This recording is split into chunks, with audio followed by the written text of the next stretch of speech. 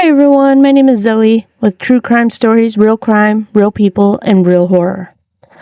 Tonight's episode is going to be on Lizzie Borden. Now, Lizzie Borden was born July 19th of 1860, Fall River, Massachusetts. Her father's name was Andrew Borden, a very wealthy property owner. Her stepmother was named Abby Borden, and she had a sister named Emma. Now, Lizzie grew up in a comfortable home, but also strict and often tense household. Her father was very controlling, and they reported that she had conflict with her stepmother. Now, the murders happened August 4th of 1892. Her victims were her father, Andrew Borden, at age 67. Her stepmother's name was Abby Borden, and she was 61. They were both in their home of Fall River with an axe to the head. Andrew was found on the sofa in the living room, and Abby, her stepmother, was found upstairs in the bedroom. The attacks were very brutal, but there were no signs of forced entry, suggests that the killer was someone inside of the house or someone known to the family. Lizzie reported the discoveries of the bodies and called the police. They grew suspicious of her because she was the one that was at home at the time and had access, and reportedly burned the dress that morning. Later found out that the dress had bloodstains on it. Investigators questioned the household staff, neighbors, and relatives, but no other person had access to the home. It was very clear about the motives that they pinpointed to her. The trial date started June 5th to June 20th of 1893. Lizzie was formally charged with the murders, and prosecution suggested motive was anger towards her father and her stepmother, which that's very possible because she was having conflict with her stepmother, and they say that her father was very controlling, and she was in the house at the time as well. There was no direct evidence to pinpoint all the evidence to try to prove that she did it. There was no one else in the house at the time, so they charged her for it. And also there was no other person to charge but her. Lizzie never married. She inherited her father's wealth. She lived quietly in Fall River with her sister. She died on June 1st of 1927 at the age of 66. She lived a good life, besides having this whole case that happened and the whole murders of her stepmom and her father. The case remains officially unsolved. Lizzie Borden's name became the most famous worldwide. There was also a nursery rhyme about her that would say, Lizzie Borden gave her stepmom 40 whacks to the head and gave her father 41.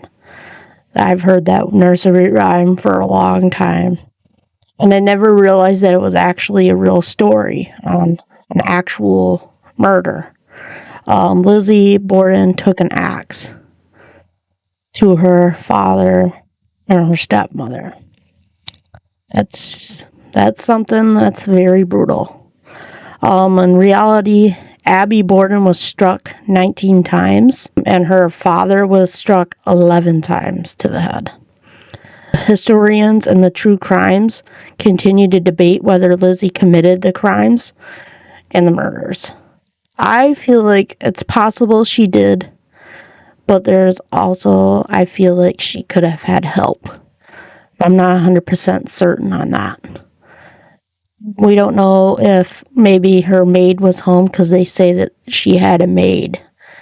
She could have also helped her as well.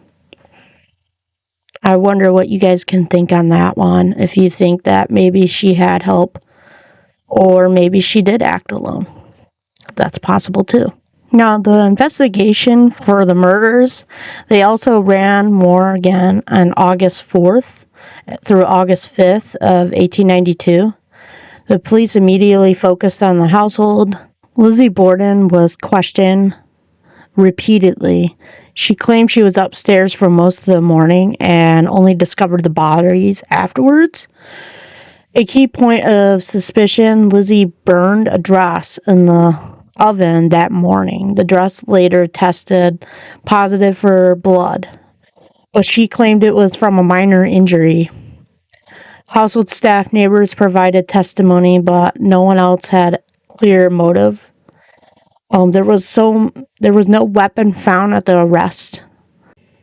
There's a possibility that she probably hid the weapon when the police showed up. The arrest charges, Lizzie Borden was charged for the murders and formally arrested on August 11th, 1892, a week after the murders. She was charged with the murders of her father and stepmother. The arrest shocked the whole city of Fall River. She was a well-known local figure, and her demeanor had previously been seen as a polite, and she was very proper to people around her. The trial again continued through June 5th to June 20th, 1893. A national sensation. Prosecution and arguments suggested motive, anger, and resentment towards her father and her stepmother. Like I said earlier, that's a possibility because of all the conflict she had with her stepmother and the very over-controlling stepfather. She was in the house and had access to the murder weapon. The strange behavior, including burning the dress and giving inconsistent statements. No direct evidence, no eyewitnesses, no blood on a weapon connected to her. Circumstantial evidence could not prove guilt beyond reasonable doubt. Outcome, Lizzie Borden was acquitted. The jury found reasonable in doubt. The public was very divided. Some believed she was guilty. Others supported her innocence. The newspaper essentially the cases, and Lizzie gained fame. And the nursery rhymes about her. Lizzie Borden took an axe and publicized her story, though it aggravated number of strikes. Life after trial for Lizzie continued. Life in Fall River. Never married. She lived quietly with her sister Emma, so they say.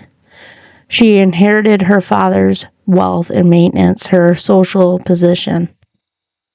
Lizzie died in 1927, leaving behind a story that she fascinated historians and true crimes for over a century. Now, her story and her murder case was very interesting to me because, to me, I believe that she could have had help. Some believe that she probably did act alone. But it's just so brutal for her to do something like that. But you never really know with anybody. You never know what someone is capable of. So that is very chilling. Let me know what stories you have on Lizzie Borden and what interests you about her so much. Thanks for listening to True Crime Stories. Until next time, stay safe and stay curious.